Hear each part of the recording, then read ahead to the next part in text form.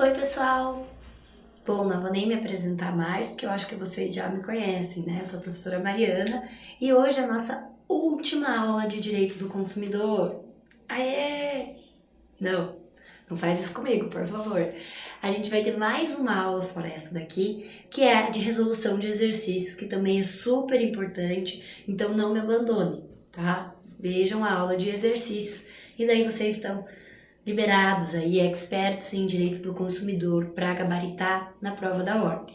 Mas, por enquanto, fiquem aqui comigo e assistam a aula de resolução de exercícios, hein? Não me deixem lá sozinha, falando sozinha. Então, hoje, nossa aula é sobre o que faltou, que eu deixava vocês curiosos ali, que é a base de banco de dados e cadastro de consumidores. Então, a gente vai ver a diferença de um para o outro, mas antes disso, a gente precisa ver o que é comum para os dois. Então, eles são mecanismos que o fornecedor tem para adquirir informações dos consumidores, principalmente aí nos casos de concessão de crédito. Então, o artigo 43 do CDC, ele vai trazer várias informações importantes para nós e é preciso, então, fazer a leitura dele. Então, artigo 43. O consumidor, sem prejuízo do disposto no artigo 86, terá acesso às informações existentes em cadastros, fichas, registros, dados pessoais de consumo, arquivados sobre ele, bem como suas respectivas fontes. Então, o que a gente tem que saber daqui? Que o consumidor ele tem que ter acesso, não pode ser negado acesso a ele, aos bancos de dados ou de cadastros ali de consumidores que ele esteja inscrito. Parágrafo 2º. Os cadastros e dados de consumidores devem ser objetivos, claros, verdadeiros, de linguagem de fácil compreensão, não podendo conter informações negativas por período superior a 5 anos. Então, anota essas informações aí no seu caderno. O consumidor tem que ter acesso aos cadastros, bancos de dados. O consumidor tem que conseguir ler o que está escrito. Então, as informações têm que ser objetivas, claras, verdadeiras, de linguagem fácil, acessível e não pode ter informação negativa por um prazo superior a 5 anos, que a gente sabe que é o prazo prescricional para o fornecedor cobrar uma dívida aí do consumidor. Parágrafo 2º. A abertura de cadastro, ficha, registro e dados pessoais e de consumo deverá ser comunicada por escrito ao consumidor. Anota isso. Comunicação por escrito, quando não solicitada pelo consumidor. Então, sabe aquelas pessoas que são negativadas, tem o nome lá no CEPROC, no Serasa, recebem em casa uma cartinha? Essa cartinha é o aviso de que ele vai ter o nome negativado. Então, não pode estar lá o nome e depois ele saber. Ele tem que ser avisado de que vai acontecer a inscrição dele nesse cadastro, nesse banco de dados. Parágrafo 3º. O consumidor, sempre que encontrar inexatidão, encontrar erro no cadastro ou no banco de dados, poderá exigir sua imediata correção, tendo o arquivista 5 dias úteis para comunicar a alteração aos eventuais destinatários das informações incorretas. Então, se o consumidor ele identifica ali alguma coisa, uma incorreção, por exemplo, né, nas suas informações existentes aí nos bancos e cadastros, pode pedir para corrigir, deve pedir para corrigir e a pessoa vai ter 5 dias úteis para corrigir e informar o consumidor de que agora está tudo resolvido. Parágrafo 4º.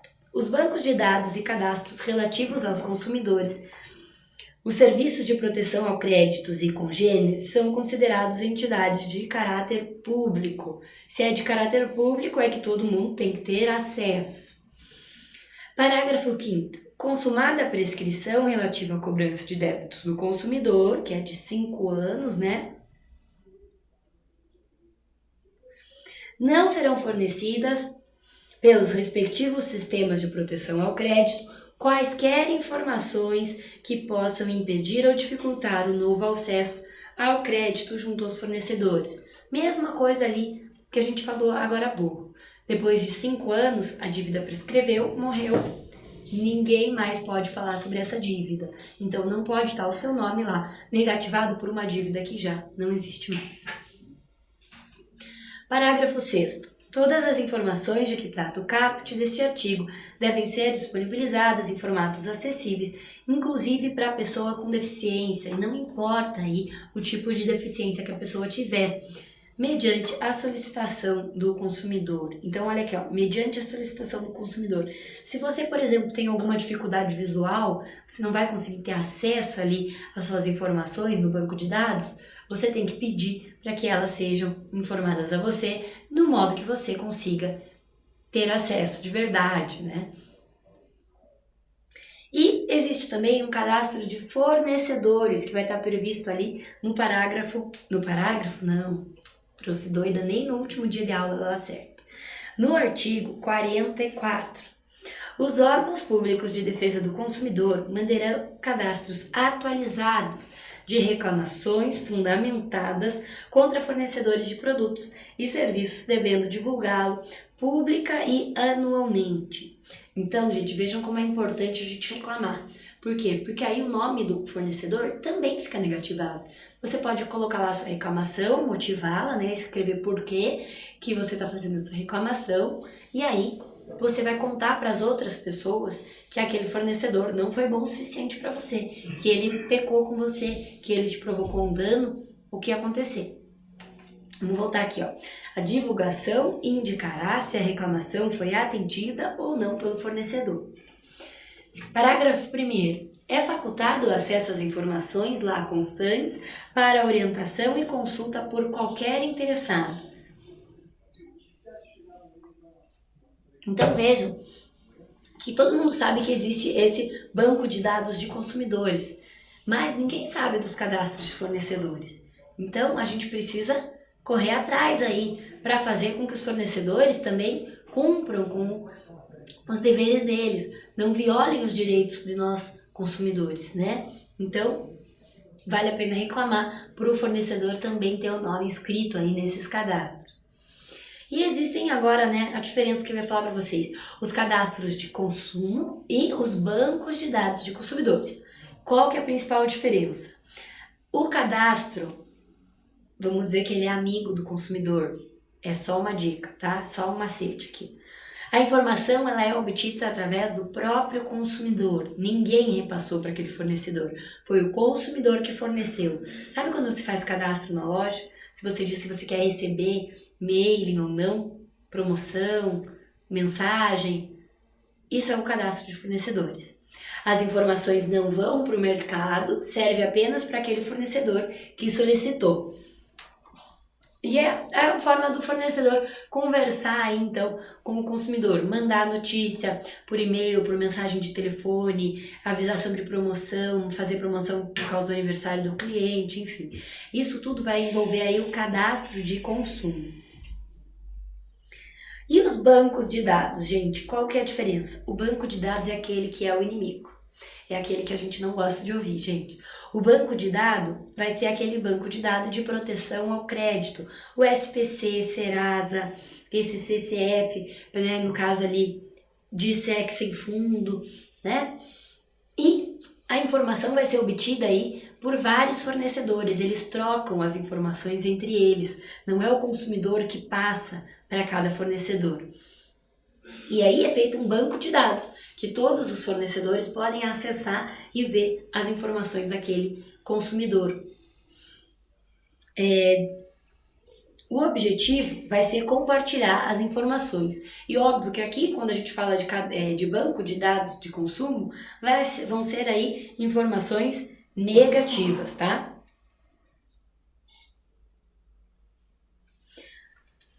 Uma vez a pessoa inscrita nesse banco de dados aí, ela não consegue comprar mais nada mediante crediário ou então cheque, tá? Por isso que existe esse banco aí, para os fornecedores saberem em quem que eles podem confiar para conceder crédito ou para aceitar um cheque e em quem que eles não vão poder confiar.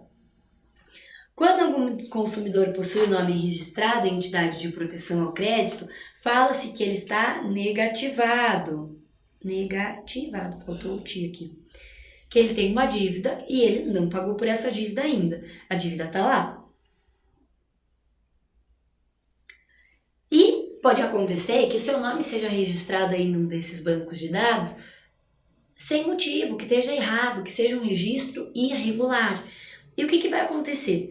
Quando essa informação não for verdadeira, o seu nome vai estar negativado por um motivo que não existe, de forma irregular. E vai pedir, então, o respectivo cancelamento daquela inscrição. Pode acontecer também de ser um registro irregular, quando está lá a informação da dívida do consumidor, ela realmente existe, mas o consumidor ele não foi avisado que o nome dele foi para esse cadastro. E aí esse registro também é irregular, porque o CDC ele fala para nós lá no artigo 43 que o consumidor tem que ser avisado. Então se o consumidor não foi avisado, o registro está irregular. Então aqui ó, a gente já falou que a informação pode ser errada, que o registro pode ter acontecido sem a informação do consumidor e a dívida pode ser verdadeira, mas o prazo já prescreveu. Então, aquela dívida já durou 5 anos sem o consumidor pagar e prescreveu. Então, não tem mais porque aquela dívida está ali. Aquele registro passa a ser, então, irregular. Quando que começa a contar esses 5 anos, gente? Começa a contar do vencimento da dívida. Então, não é quando o seu nome foi inscrito no cadastro, e sim do período que a sua dívida venceu. Atenção, olha aqui, anota no seu caderno, põe aquele marca-texto que a gente já combinou. Havendo renegociação da dívida e acordo com o fornecedor, o registro deve ser cancelado. Teve acordo, teve conciliação, mediação, você pagou de alguma forma aquilo para o fornecedor, tem que ser cancelado o seu registro aí nesses bancos de dados.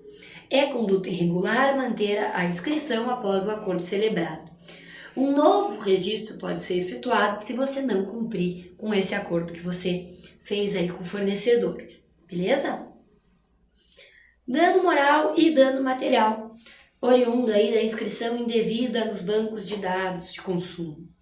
A gente sabe que ocorre bastante causas aí sobre isso atualmente. Então, quando que a gente tem um dano material e quando que a gente pode ter um dano moral? O dano material é aquele que a gente perdeu alguma coisa, né? Alguma coisa material que a gente consegue pegar. Então, por exemplo, eu queria comprar uma casa e eu ia me utilizar de um financiamento do banco, mas aí o meu nome estava negativado lá no Serasa por uma inscrição irregular. Eu deixei de comprar a casa porque eu não consegui o financiamento do banco por causa que meu nome estava lá no banco de dados irregular. Então, eu estou tendo um dano material. Eu deixei de comprar a casa, perdi a venda da casa, porque perdi, né, de comprar a casa, perdi essa oportunidade de comprar aquela casa que eu queria, que eu conseguia pagar, porque me foi obstaculizado esse direito por causa de uma inscrição irregular. E o dano moral? O dano moral, a gente fala que ele é in re ipsa. O que quer dizer isso, gente? Que não depende de comprovação. Você sofre dano moral simplesmente por o seu nome estar lá de modo irregular. Quem que quer ter o nome negativado? Para quem que não é um constrangimento ter o nome negativado? Então, por isso que se fala que o dano moral ele é in re ipsa, que ele não precisa de comprovação.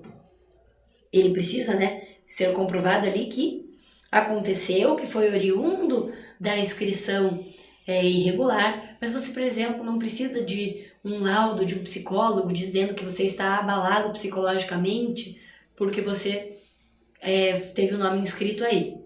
Tranquilo?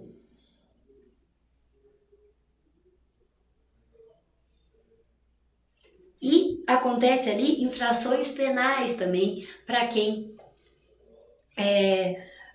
possibilita aí o nome do consumidor nesses bancos de dados. Pode ser porque a inscrição está irregular ou pode ser porque não deixou o consumidor ter acesso a essas informações. Vamos relembrar aqui, ó, artigo 72. Impedir ou dificultar o acesso do consumidor às informações que sobre ele constem em cadastros, bancos de dados, fichas e registros. Detenção de 6 meses a 1 ano ou multa.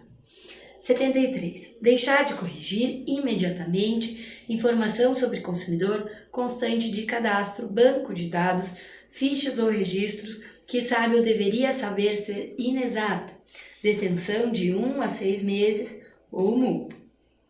Então esses aqui a gente já tinha visto lá nas infrações penais, mas é só para vocês ficarem ligadinhos aí, que também pode acontecer no caso aí de banco de dados. Dificultar o acesso, deixar de corrigir a informação que está equivocada ali no banco de dados.